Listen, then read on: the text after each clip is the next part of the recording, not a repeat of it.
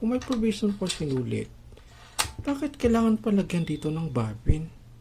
Parang it doesn't make sense na may ganito pa siya kung pwede naman palang ganito. But anyway, design nila yun. Wala tayong magagawa.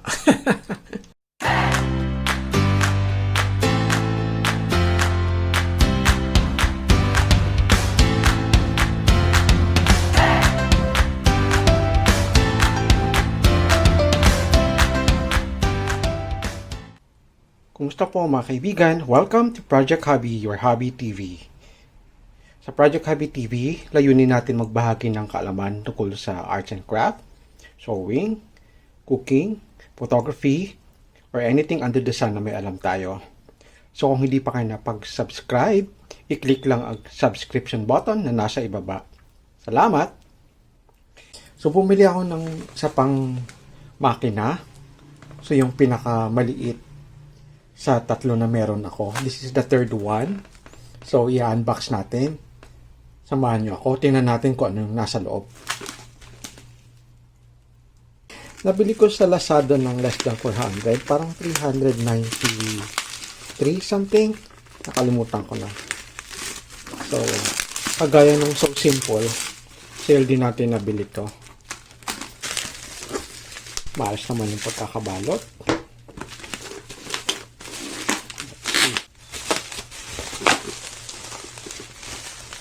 Ayan, yan ang itsura niya. And then, according dito, pwede, compact, power pack. Okay. 2-speed control. Alright, let's see what's inside. Amoy bago pa talaga. Ayan. Okay, ito yung kanyang pedal. Alright, kagaya di sa So Simple. Let's see. Alright, basahin natin yan later on.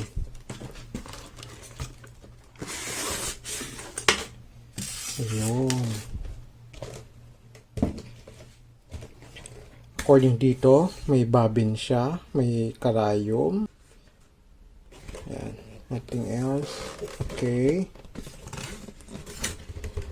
Pama-instruction niya.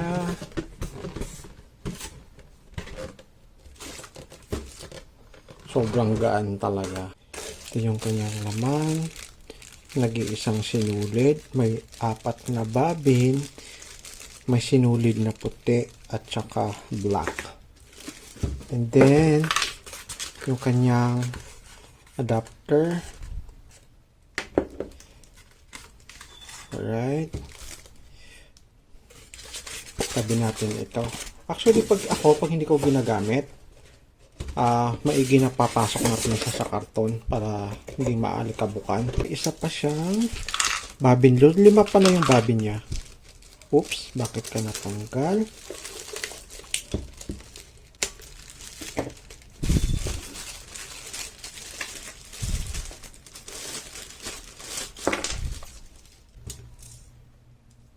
Ganun. Okay.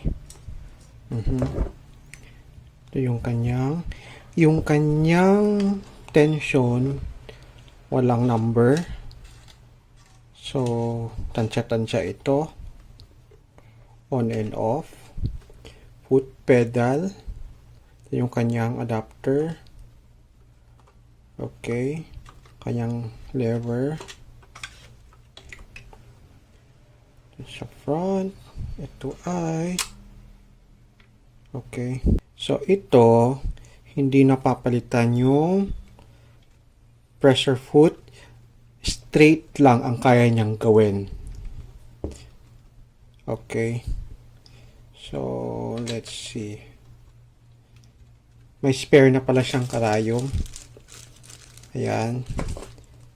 So ito yung kanyang OIC. Ang bobbin is 1, 2, 6. Okay, yan yung kanyang bobbin. Ganun siya nilalagay.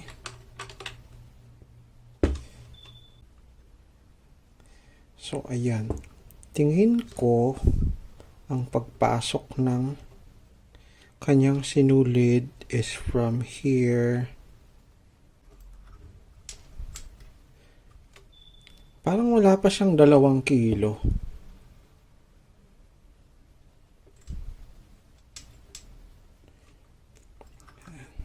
Yun.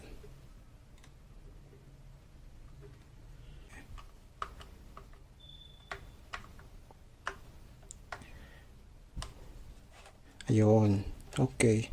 Meron siyang ipin. Ayan. So, dapat pagpasok mo, sakto doon. Ayan. Yung kanyang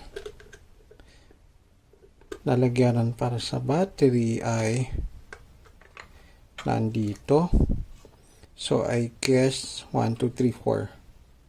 4 na AA. Ayan. Wala siyang, may compartment pa. Wala siyang compartment. So, kung nakabili kayo ng ganito, kailangan nyo ng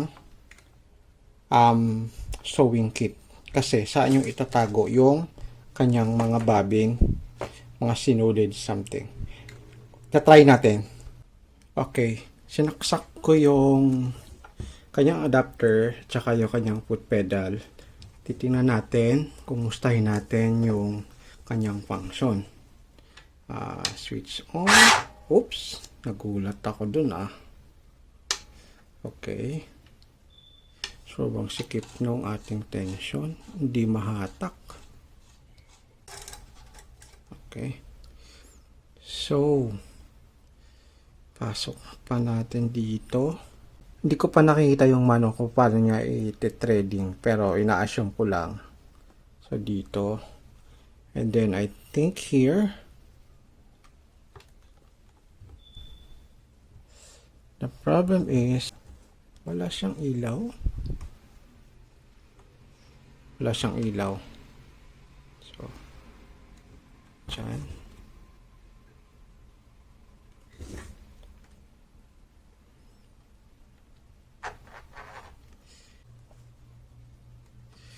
Charlie. Mahirap nga siya.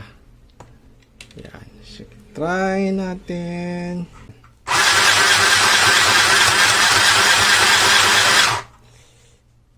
Ang lalaki ng tahe. Medyo sobrang maluwag ng konti yung tension. Bumping.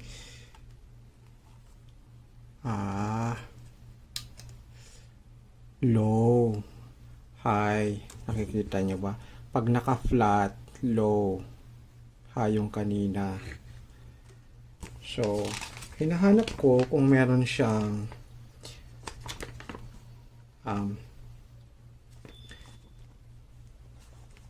kung pwede paksian yung kanyang stitch.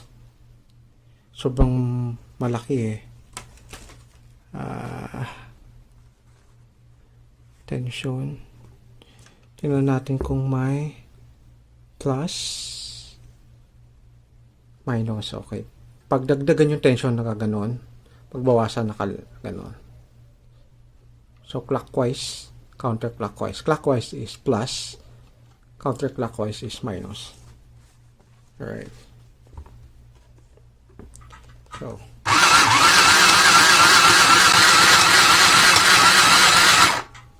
okay. Mahirap kung dito ka mag-aangat ng kanyang lever. Pressure foot lever. Mahirap. So, dito ka sa likod, kaganoon mo siya. Bilisan natin.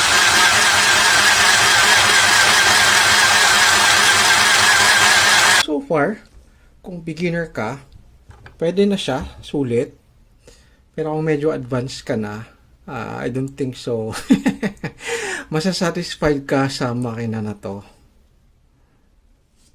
Alright, pero siguro kung mga simpleng straight line lang, carry na. Kung may mga baguhan o mga beginners na nakabili ng ganito, gagawa ko ng tutorial paano mag-lock ng tela kahit walang zigzag. So, kailangan lang natin talaga ng konting allowance sa tela. So far, so good. Not for advanced siguro. Or yung may mga knowledge na sa sewing. But for beginner na gusto lang matuto yung mga basic, I think this is good na. Considering yung price, I think makapagtahi ka na ng marami-raming project dito with its limited feature na straight line lang talaga. At least, this is gonna be faster as compared to, sewing by hand. So, maganda din siyang option. For the price, pwede. Less than 500. Parang 400, 300 something. Basta less than 400 siya. Pwede. Ay, try pala natin yung, dito natin ilagay yung sinulid. Wait lang. Kung may provision for sinulid, ito. Sana nakikita niyo ito. Kung may provision for sinulid, bakit kailangan pa lagyan dito ng bobbin? For winding. So, wait lang. If that's the case, then, pwede din siyang ilagay dito. Try natin. Tanggalin natin to. Try natin. Ilagay ko dito muna yung bobbin. Assuming yun yung pinakasinulid natin na yung regular na sinulid. Dahan-dahan. Nakakagulat siya sa biyate.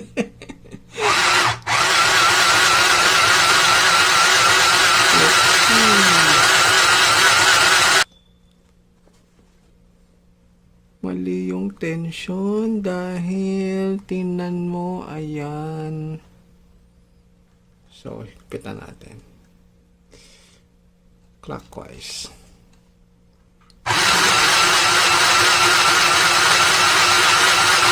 Okay. Ayun, umokay ng konti. Okay yung tension natin. So, pwede talaga dito yung bobbin. Ayan. O kaya yung sinulid na mismo. So, kung medyo madami-dami yung tatahiin ko, di maglagay na lang ako ng sinulid mismo. Hindi ito yung gagamitin ko kasi mas limited. Diba? Well, no. Parang, for me, I don't know how to say, parang it doesn't make sense na may ganito pa siya. Kung pwede naman palang ganito. But anyway, design nila yun. Wala tayong magagawa. So, ayan. Alright, guys. Ayan, yung ating bagong biling pinakamalit na sewing machine. Ayan yung itsura niya. So, sa mga may balak bumili, pag-isipan, I think mas maganda na mag-check tayo ng mga reviews. Siyempre, kahit sabihin mong less than 500 lang, kung mas maraming function ang gusto nyo sa isang makina, research din tayo paminsan. Alright? Meron pa akong isang video, comparison naman ng yung So Simple saka yung Japanese surplus. Lagay natin yung link somewhere dito. Check nyo. Alright, at least meron na tayong tatlong makina na pwede natin pag-compare. So, makikita ninyo sa actual yung mga difference ng bawat isa. Gagawa tayo ulit ng video na ganon. Alright? So, ayan, that's it muna for today. Maraming salamat sa panonood. Sana nakatulong to sa decision making ninyo at least actually yung nakita kung paano nagpa-function yung makina. Try natin gumawa ng project dito. Try natin magtahi ng kahit face mask lang at iba pang mga arts and craft para masubukan natin kung hanggang saan ang kaya niya. Right, that's it muna for today. Maraming salamat sa panonood. Kung nagustuhan ninyo itong video natin, itong review, unboxing, huwag kalimutang bigyan ng malaking thumbs up, like and share our video. Hanggang sa muli dito sa Project Hobby, your Hobby TV. Bye-bye.